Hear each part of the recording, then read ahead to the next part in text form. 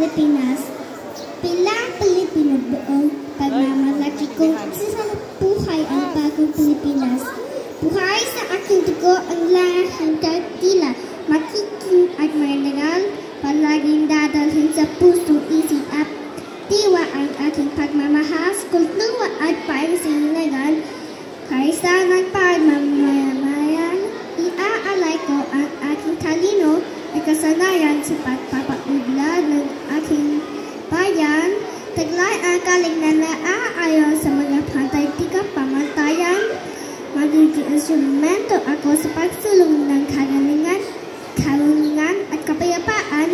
Makikisa at makikilahok ako sa mga ating kainagpamahalaan dahil ang kaunlawan ay hindi lamang responsibilidad ng iilan, isusulong at pangangalagaan ko ang karangalan, kalayaan at interes ng ating bayan. Minamahal bilang Pilipino na may pagmamahal, pag-aalap at malasakit, hindi magsawal kundi pa sa mas nakagawa. May tatahakin ko ang landas tulo sa isang bagong Pilipinas.